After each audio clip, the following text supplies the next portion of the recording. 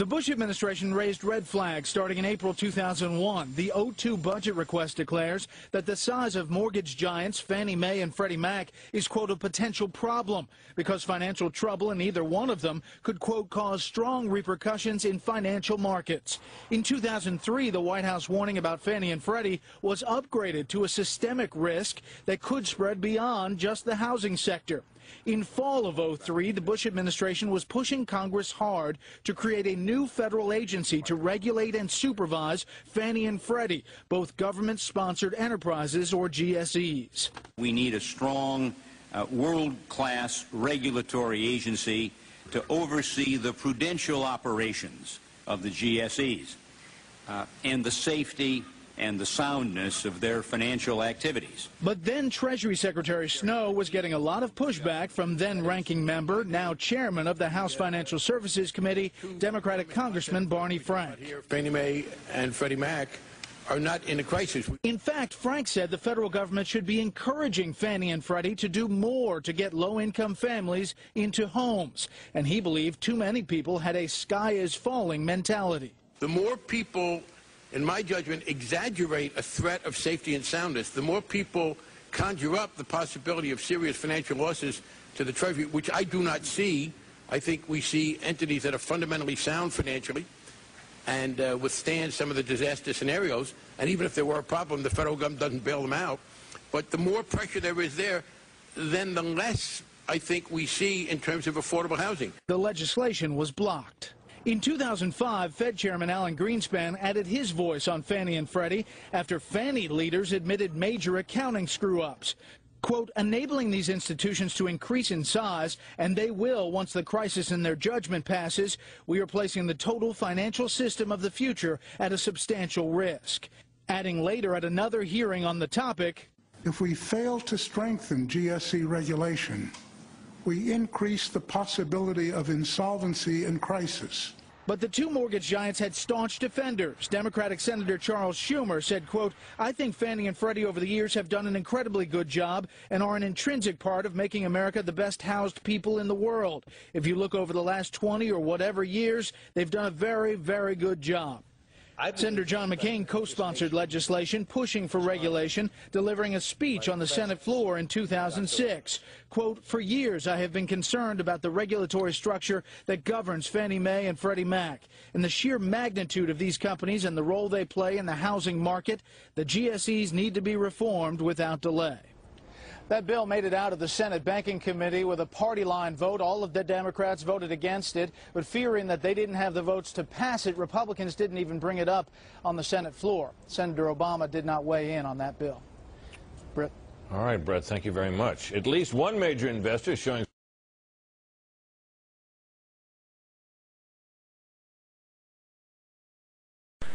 It is indeed a very troubling report, but it is a report of extraordinary importance not only to those who wish to own a home, but as to the taxpayers of this country who would pay the cost of the cleanup of an enterprise failure.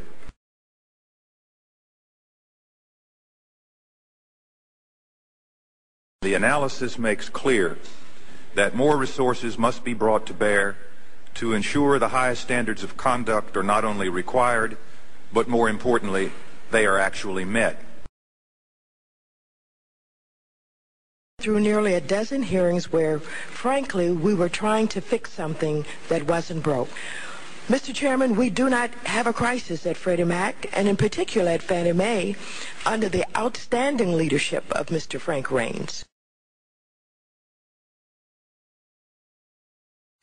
And as well as the fact that I'm just pissed off at Ophelia, because if it wasn't for you, I don't think that we'd be here in the first place. And now the problem that we have and that we're faced with is maybe some individuals who wanted to do away with GSEs in the first place, you've given them an excuse to try to have this forum so that we can talk about it and maybe change the direction and the mission of what the GSEs had, which they've done a tremendous job. There's been nothing that was indicated that's wrong, you know, with Fannie Mae. Freddie Mac has come up on its own, and the question that then presents is the competence that your agency has with reference to deciding and regulating these GSEs.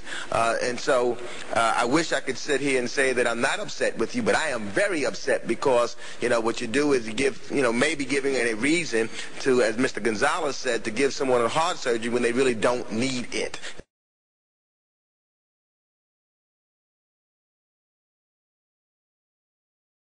In addition to our important oversight role in this committee, I hope that we will move swiftly to create a new regulatory structure for Fannie Mae, for Freddie Mac, and the Federal Home Loan Banks.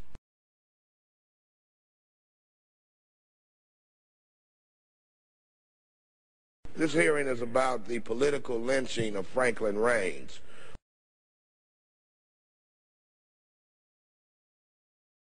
There is a very simple solution. Congress must create a new regulator with powers at least equal to those of other financial regulators, such as the OCC or the Federal Reserve.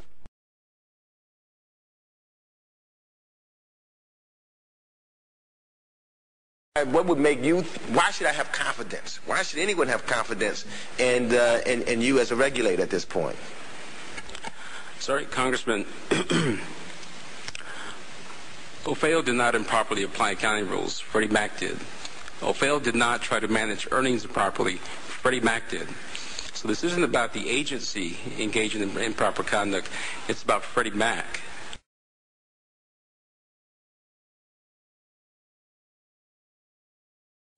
And we passed Sarbanes-Oxley, which was a very tough response to that.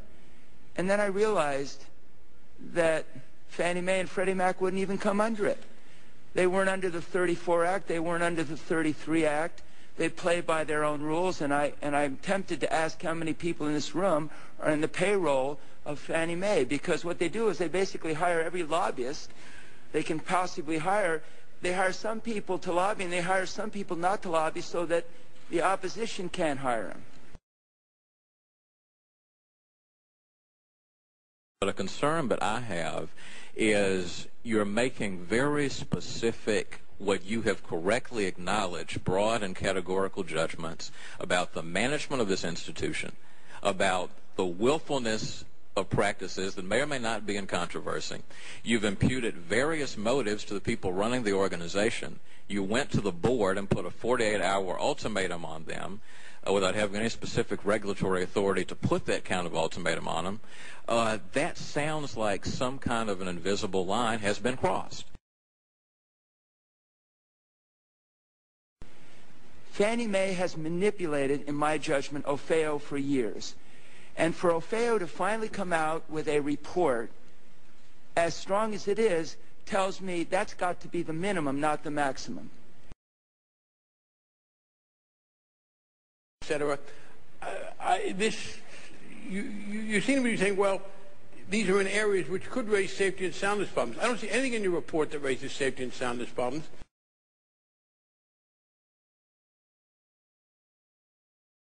Under the outstanding leadership of Mr. Frank Raines, everything in the 1992 Act has worked just fine. In fact, the GSEs have exceeded their housing goals. What we need to do today is to focus on the regulator, and this must be done in a manner so as not to impede their affordable housing mission, a mission that has seen innovation flourish from desktop underwriting to 100% loans.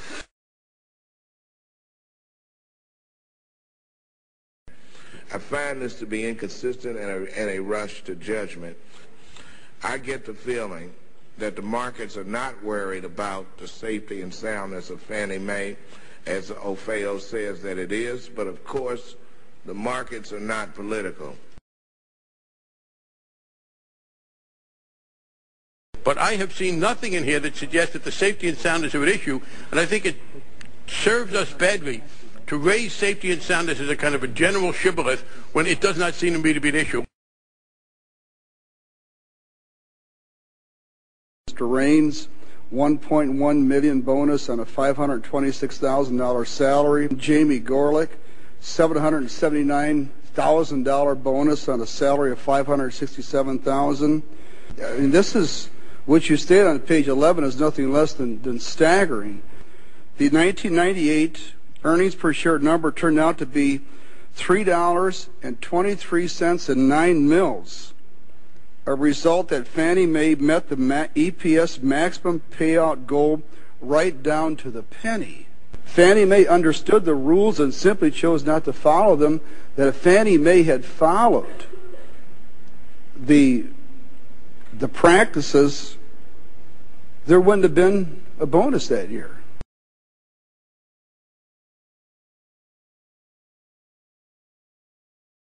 And you have about 3% of your portfolio set aside.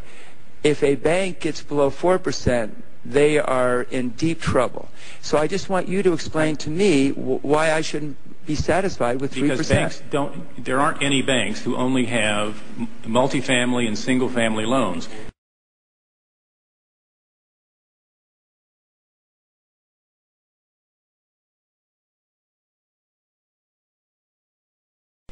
These assets are so riskless that their capital for holding them should be under 2%. Fine.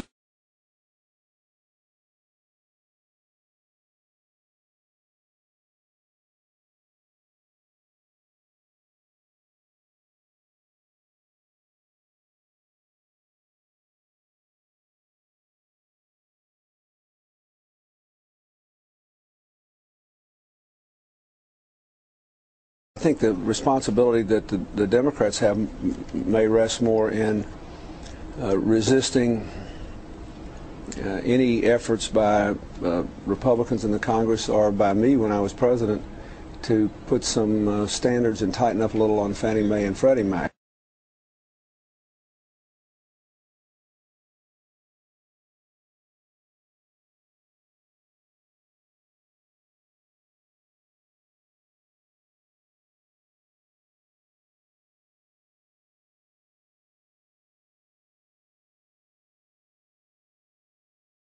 The Honorable Senator Barack Obama, the Senator for the state of Illinois. Ladies and gentlemen, would you please give a standing round for the members of the Congressional Black Caucus.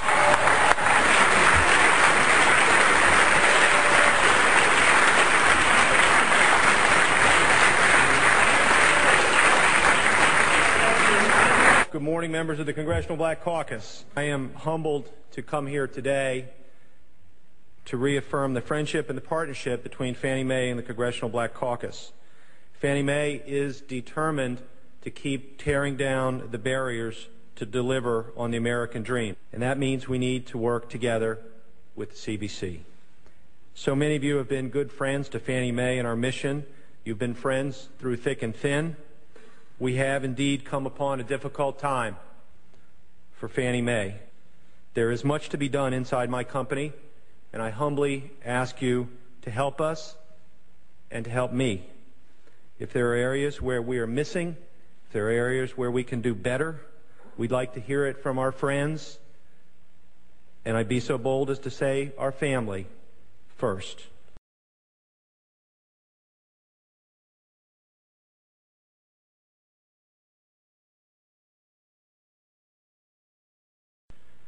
It is true that Fannie Mae has lent more money to more minorities and more underserved individuals than any single company in history.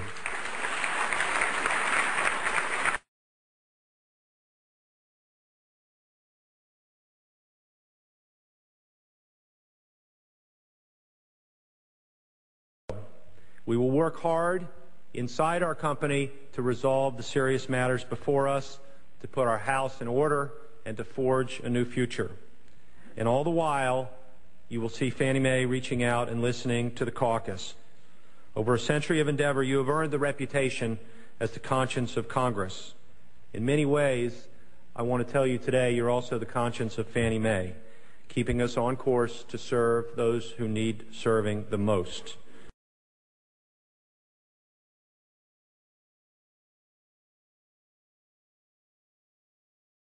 Heather, Lehman Brothers collapse is traced back to Fannie Mae and Freddie Mac, the two big mortgage banks that got a federal bailout a few weeks ago. Freddie and Fannie used huge lobbying budgets and political contributions to keep regulators off their backs. A group called the Center for Responsive Politics keeps track of which politicians get Fannie and Freddie political contributions. The top 3 U.S. senators getting big Fannie and Freddie political bucks were Democrats, and number 2 is Senator Barack Obama. Now remember, he's only been in the Senate 4 years, but still managed to grab the number 2 spot ahead of John Kerry, decades in the Senate, and Chris Dodd, who's chairman of the Senate Banking Committee. Fannie and Freddie have been creations of the congressional Democrats in the Clinton White House, designed to make mortgages available to more people, and as it turned out, some people who couldn't afford them. Fannie and Freddie have also been places for big Washington Democrats to go to work in the semi-private sector and pocket millions. The Clinton administration's White House budget director, Franklin Raines, ran Fannie and collected $50 million. Jamie Gorelick, Clinton Justice Department official, worked for Fannie and took home $26 million. Big Democrat Jim Johnson, recently on Obama's VP search committee, has hauled in millions from his Fannie Mae CEO job. Now remember, Obama's ads and stump speeches attack McCain and Republican policies for the current financial turmoil. It is demonstrably not Republican policy, and worse, it appears the man attacking McCain, Senator Obama, was at the head of the line when the piggies lined up at the Fannie and Freddie trough for campaign bucks. Senator Barack Obama, number 2 on the Fannie-Freddie list of favored politicians after just 4 short years in the Senate.